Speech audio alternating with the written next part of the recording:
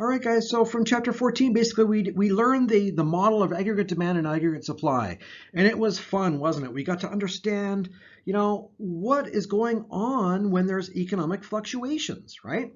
So when there's downturns, what is actually happening? And what are the different kind of downturns that can happen? And what are the implications of that? Whether or not recessionary gap, expansionary gap, and also price levels and all that, right?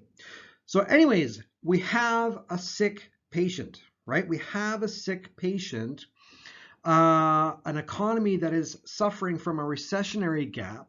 What can we do? What medicine is at the disposal of the Bank of Canada as well as the government, right? Parliament. Look at that picture right there. We're going to be talking about that in this chapter. What can the Bank of Canada do? That's the first part of this chapter.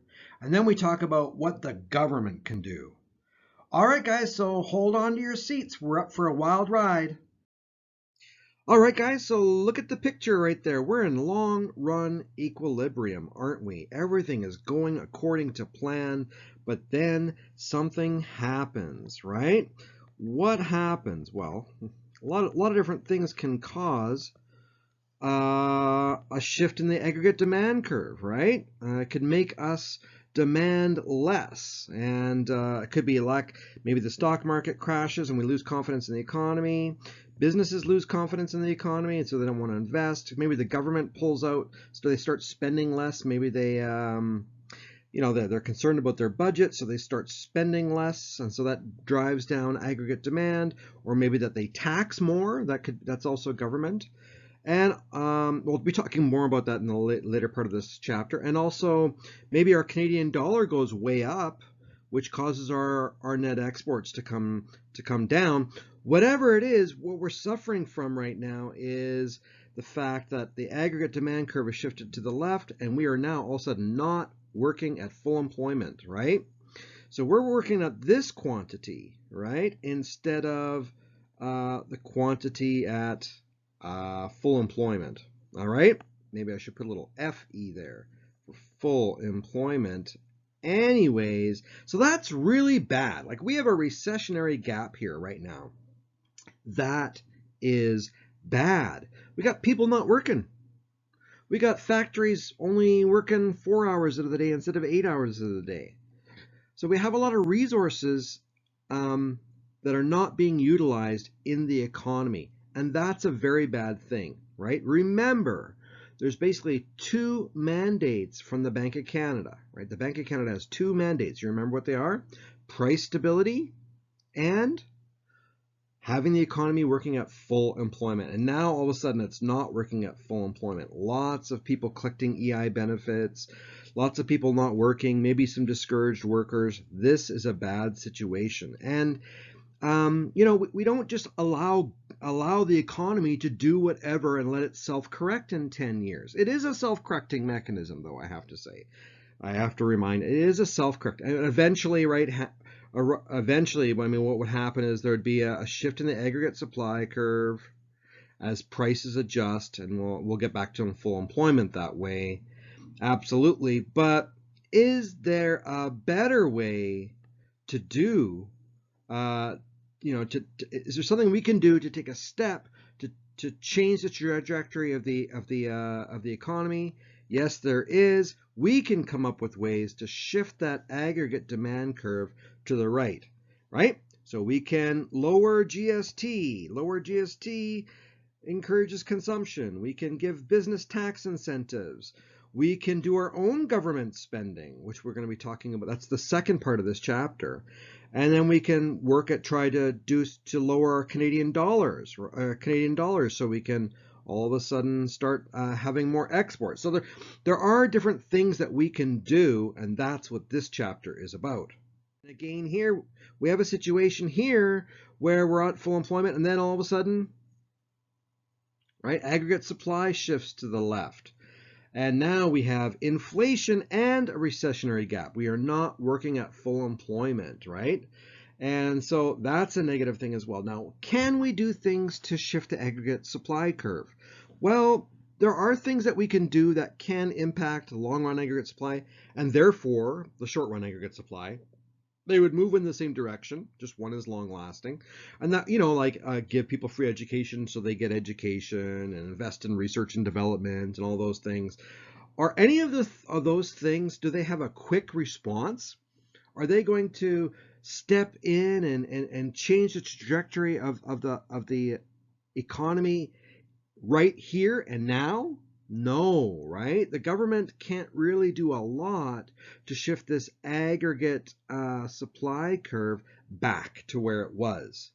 So, well, what can we do? You guessed it. We can shift the aggregate demand curve to the right. Now, what we get from that is we get back to full employment, right? We get back to the green line and full employment. Everybody's working. Everybody's producing goods and services, right? That's the important thing. But the consequences, of course, we get even greater inflation. Anyway, so this is what this chapter is all about. It's about moving the aggregate demand curve. And there's two ways we can do it, ladies and gentlemen. Monetary policy, which is the first part of this chapter, and fiscal policy.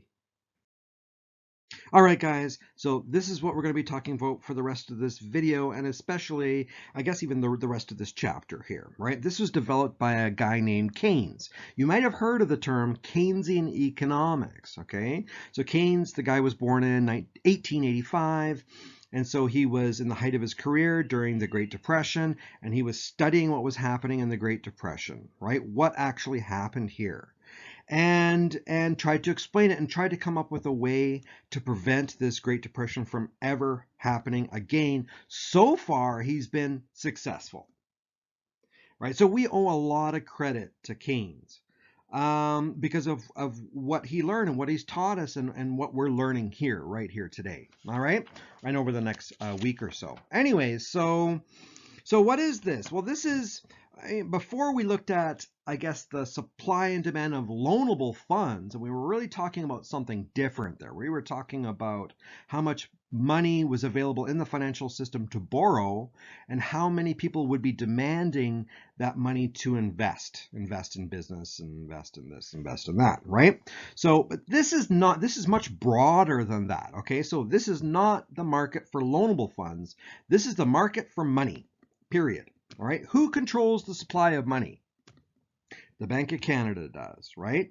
So it doesn't matter what the prevailing interest rate is out there on what you would get on a mutual fund or what you would get on a bond or what you would get in the stock market as an investment, as a return on an investment. The money supply is not dependent on that at all. The money supply, and you can see that's why it's a complete vertical line. Doesn't matter what the interest rate is. The money supply is just determined by the Bank of Canada. Whatever they decide to have the money supply as, it will be. It's dictated by them. And it's not reliant on anything else except for the whim of the Bank of Canada governor, right? So at any point in time, the quantity of money supplied in the market is a given, regardless of interest rates, but rather set through monetary policy. Now, money demand is a lot more complicated than that. Let's talk about it. The demand for money reflects how much people want to hold in liquid form. Now, how much money do you want to have? That's sometimes referred to as liquidity preference. So Keynes and his whole theory is based on this. His theory was called the theory of liquidity preference, right? So how much cash do you want to have? Let's look at some factors that might guide that decision. All right, so the demand for money is based on transaction demand, which is basically, the things that I need to buy every month. If the price level goes up, if there's inflation, the things that I need to buy every month to survive, the prices of those things are going to go up. And so I'm going to demand more money to pay for those things. My rent, my groceries, my gasoline, they go up in price. I need more money to pay for them. That's transaction demand. Precautionary demand is your emergency fund. And then asset demand is basically holding money as a store of value. So let's talk about the different implications these three kinds of demands have on money demand. The first one we're going to talk about is a movement in money demand. And of course, when we look at our money demand curve, we have the quantity of money on the bottom, and then we have an interest rate of financial assets out there on the left-hand side. Okay, so when I say interest rate there, I'm talking about the prevailing interest rate of financial assets like bonds, like mutual funds, like stocks, like GICs, these financial assets that are not money. But if I buy those financial assets, I'm going to get an interest. I'm going to gain an interest from that. So anyways, so remember, you don't make any money from holding money. You don't make any money from holding money. That checking account, that savings account where you put your money in, there's no real interest. I know it has a nominal interest amount there, but that's all adjusted for inflation and all that. Basically, you're not making any interest off that. For the purpose of this chapter, I'd like you to just kind of understand that, right? You don't make any money from holding money. Right, so an increase in the interest rates of financial assets, like those, if the interest rate on the left-hand side of this graph here, if it goes up, like the interest rate for bonds, they're 2%, but now they go to 3%, now they go to 4%. So if the interest rate of these bonds keep on going up, well, that increases the opportunity cost of holding money. I'm underlining that word, that phrase, opportunity cost, because when you're thinking about this, that's the term that you got to think of to make it make sense. I'm going to demand less money if the opportunity cost of holding that money increases. Anyway, so an increase in the interest rates of financial assets like bonds increases the opportunity cost of holding money, and that decreases the amount of money demanded. Particularly, it reduces the precautionary demand. Right? So now it's like, oh, wow, bonds are giving you a 10% interest. Well, forget that precautionary demand. Forget my emergency fund. I'm going to take that money out, and the opportunity cost is too high.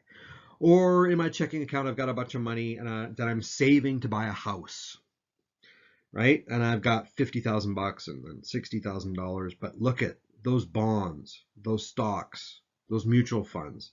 They're just offering such high rates now. I'm going to demand less money because I'm going to be buying those financial assets. So interest rate changes cause a movement in the money demand. And that's because we have our interest rate on the left-hand side, right? However, a shift in money demand takes place regardless of the interest rate. So it does increase the amount of money demanded, but it's not dependent on the interest rate. So regardless of the interest rate, a change in the price level, right? When price levels go up, right? Right? We're talking about transaction demand right now. If inflation goes up, if the prices of my rent, the prices of my gasoline, the prices of my groceries, if they start going up and up and up, that changes transaction demand, and that changes the demand for money, how much money I am demanding. I'm going to demand more money if there's a price level increase. But that's regardless of the interest rate of the bonds and the financial assets out there, obviously. All right, guys. So there's Keynes right there, and Keynes's theory called the theory of liquidity preference basically states that the interest rates out there, the interest rates on bonds, for example, corporate bonds, government bonds, it adjusts to balance the amount of money in the economy with how much money is being demanded in the economy. So for whatever reason, if you're a corporation and you wanted to borrow money, so you were issuing bonds, you have to decide what kind of coupon rate to issue those bonds at. And well, let's just say we were issuing them at 7% and we were here at point A. Well, look at how much money's in the economy now. There's a lot more money in the economy right now. So that wouldn't be a very good interest rate to have, right? I mean, people would be buying those corporate bonds like crazy, right? So they'd be buying them up, and they would soon realize, whoa, there's no sense us paying 7% when people are buying up our corporate bonds so quickly. we can lower the interest rate that we charge, right? And so we go into equilibrium. All right, and I guess the same is at point C, right? I mean, where the interest rate would I guess be maybe 2% in this situation, um, but the money supply is much smaller given this interest rate at 2% at point C, and so nobody would buy them. And why isn't anybody buying our bonds? We need to borrow money. And so someone might say, well, we need to increase our coupon rate so people will buy our bonds. Okay. So and we'd have to, right? Given the supply of money, there wouldn't be enough money out there to buy those bonds at 2%. So we'd have to move up the interest rate on that, the coupon rate on that. So anyways, so all we're describing here is that there's an equilibrium. Right? And the forces of supply and demand for money will dictate what the prevailing interest rate will be. All right, so let's just examine this. Okay, let's look at our aggregate demand curve, and that's on the right, and then our money market graph, which we've been working on so far. This chapter is on the left. Get used to having two graphs, by the way. Number one, an increase in the price level. Let's say we have some inflation here. We have some prices going up. That basically increases the demand for money because of that transaction demand. And so the demand for money is going to shift to the right. That's going to have an effect on interest rates. Now, as we look here, the Bank of Canada has not interfered at all.